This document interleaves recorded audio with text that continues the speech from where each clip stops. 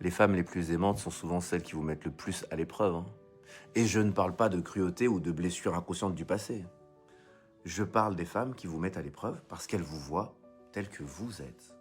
Elles perçoivent votre force, votre cœur et votre potentiel à les guider avec conviction et profondeur.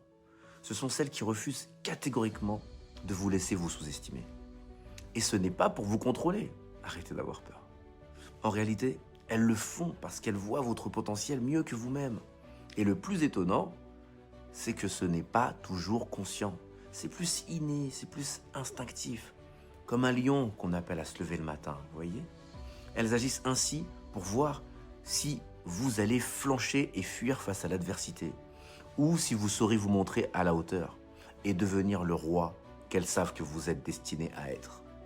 Elle veut que vous soyez votre moi le plus complet, le plus magnifique. Elle ne se contentera de rien de moins. Elle sait que c'est vrai pour vous. Ces tests-là, souvent inconscients, ils sont un cadeau. Ils révèlent vos faiblesses pour vous inviter à grandir, à embrasser pleinement votre masculinité et votre leadership intérieur. Votre femme connaît vos faiblesses mieux que quiconque. Elle sait où vous flancherez et abandonnerez. Elle connaît le degré de médiocrité que vous accepterez. Et elle connaît votre vraie capacité en tant qu'homme complet. Son don, si vous l'avez bien choisi bien sûr, est de vous tester avec ses humeurs les plus sombres, encore et encore, jusqu'à ce que votre conscience reste imperturbable face aux défis féminins. Ce n'est pas de la manipulation, mais une invitation instinctive à transcender vos limites et à transformer l'adversité en force.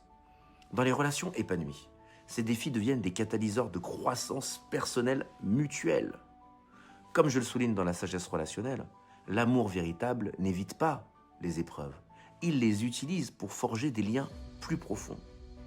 Les conflits et les tests ne sont pas des signes de rejet, mais des opportunités sacrées pour révéler qui vous êtes vraiment, c'est-à-dire un homme capable de diriger avec présence, amour et intégrité.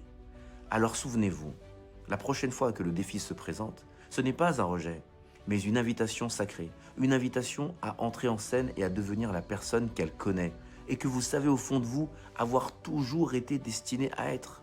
Répondez avec calme, fermeté et amour. Maintenez votre centre.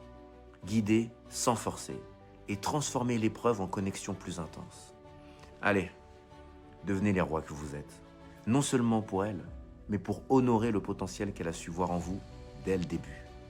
Si cela vous parle, abonnez-vous et suivez le fil. Sinon, j'espère vous avoir donné assez de courage pour vivre une vie significative.